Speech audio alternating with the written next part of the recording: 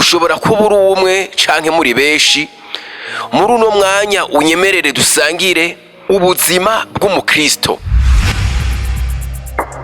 Uhoraho aramwishura ati ndabahariye nk'uko nsavye.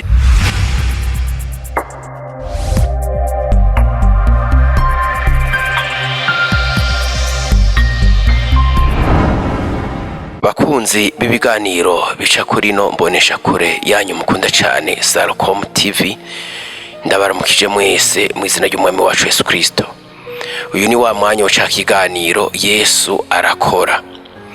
Turasangira iri jambo dukura mu gitabo cyo guharura ikimari ca 14, turava ku murongo wa 20 tugere ku murongo wa 24. Haravuga ngo Uhoraho aramwishura ati ndabahariye nk'uko nsavye, ariko n'ukuri ndahiye uguhoraho kwanje, ndahiye n'isi yose izokuzura icubahiro canje jewe Uhoraho, kwabo bantu bose babonye icubahiro canje n'ibitangaza vyanje nakoreye muri Egiputa no mu bugaragwa, bakangerageza ibihetangabo 10 vyose ntibanyumvire. Nukuri nta numwe azobona igihugu nari narahiye basekuruza ko nzokibaha, nta numwe muri abo bankengereye azokibona, shita umusavyi wanje Karebu, kuko yari n'uwundi mutima utari nk'uwabo, akankurikira muri vyose. Uyowe nzomujana mu gihugu yagiyemwo, kandi uruvyaro rwiwe ruzocegukira. Tubandanirize no mu Bifilipi igimba ca 2, turasoma umurongo wa 5 duce tugenda no ku murongo w'9 duheze kano gace. Haravuga ngo mugire wa mutima muri mwebwe wari muri Kristo Yesu. 9 nico catumye Imana imushira hejuru cane, ikamuha rya zina rirengeye ayandi mazina yose, kugira ngo amavi yose azafukame mu izina rya Yesu, ay'ivyo mu ijuru n'ay'ivyo mu isi n'ay'ivy'ikuzimu, kandi indimi zose zize zature yuko Yesu Kristo ari Uhoraho, ngo biheshe Imana Data wa twese icubahiro. Yesu ahabwa icubahiro cane. Mukundwa uri kurankurikirana, ushobora kuba uri umwe canke muri benshi. Muri uno mwanya unyemerere dusangire iki cigwa canke iyi nyigisho ivuga ngo ubuzima bw'umukristo. Ubuzima bw'umukristo mu mibereho y'ubuzima tubayemwo, ubu buzima bwo kuri ino si, hariho ibibanza canke ibigo bitandukanye, ivyo navyo birafise ubuzima babubamwo. Aho ndashobora kuguha akarorero. Nk'abarimyi barafise ubuzima babayemwo, aborozi barafise ubuzima babayemwo, abadandaza barafise ubuzima babayemwo, abasirikare, abapolisi barafise ubuzima babayemwo, abaganga barafise ubuzima babayemwo, abacamanza barafise ubuzima babayemwo, n'abandi. Rero abo iyo bagendeye canke iyo bakurikije ubwo buzima baterezwa kubamwo, hariho inyungu runaka bibazanira, kuko baba bakurikije amategeko agenga neza urwego barimwo. No mu buzima bwacu bw'impwemu hariho ubuzima dutegerezwa canke duhamagarirwa kubamwo, ari bwo buzima bw'umukristo. Aha rero duhejeje gusoma n'Abisirayeli. Ababisirayeli ibintu bijanye no gukora kw'Imana sivyo bari barabariwe canke bari barigishijwe, bwari ubuzima bazi, bari bariboneye. Muri Egiputa imyaka irenga 400 babayeho nabi mu buzima bw'ubushakara. Igihe carashitse Imana irarungika Mose. Uyu Mose yaje aje nk'umucunguzi, ni ukuvuga yaraje afise ishusho ya Yesu Kristo yaje afise muri iri sezerano rishasha, kuko Mose yaraje gucungura abana b'Imana bari muri Egiputa. Mose yarahagurutse ashikira imbere y'umwubahwa yarakomeye cyane ari wo Farawo, kuko Imana ariyo yari yamutumye. Agenda yitwaje inkoni, iyo nkoni arashika imbere yo kwa Farawo ayishira hasi, icika inzoka. Farawo nawe acazana abanyamareba biwe, abo nabo baje bafise inkoni nyene, nabo baca bazishira hasi zica zicika inzoka. Mugabo aho nyene Imana yarerekanye icubaro cayo.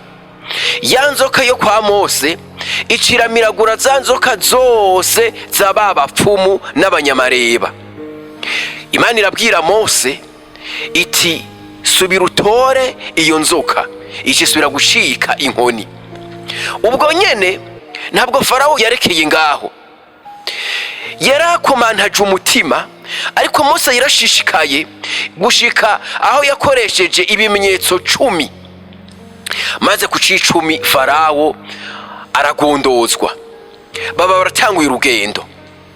Bageze ku ruzi Yorodani, amazi yarigabanijemo kubiri, barajabuka. Bibiliya irabitomora neza ngo baciye ahantu humutse, amazi aracika nk'uruhome, barajabuka.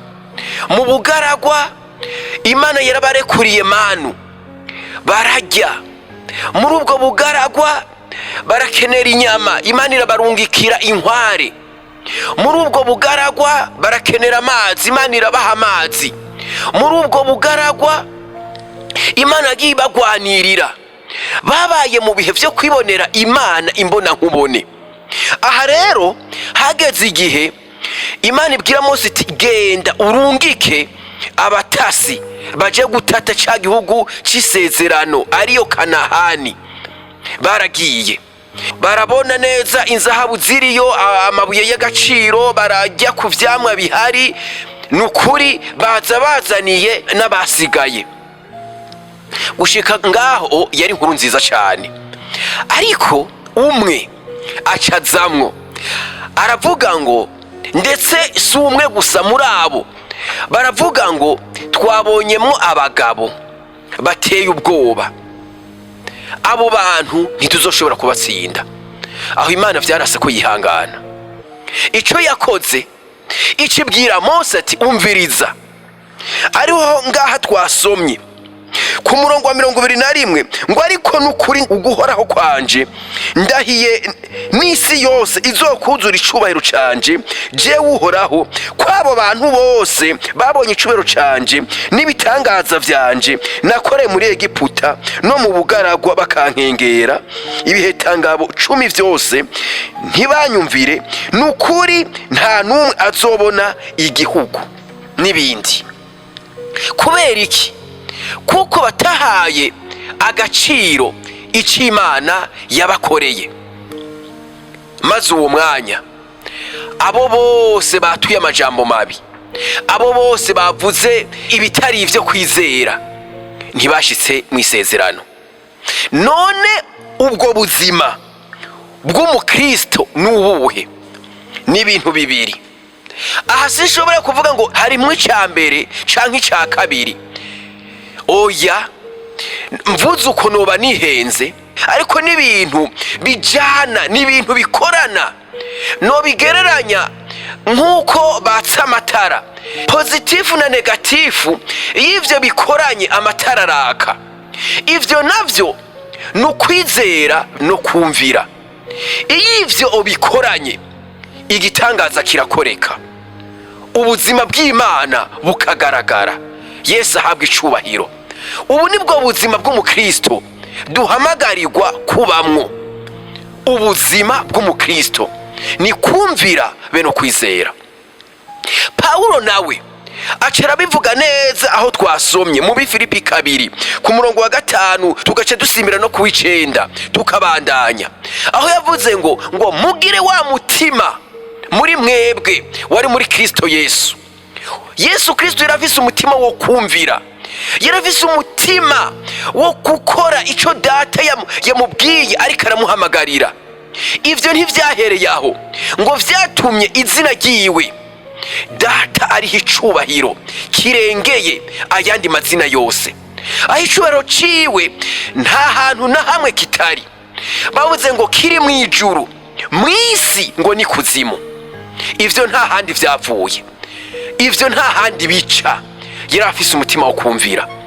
Mwene data uri kurankurikirana, urashobora kuba warakiriye Yesu, waramumenye ukamwakira mu buzima bwawe. Mbega ubwo buzima uri nabwo?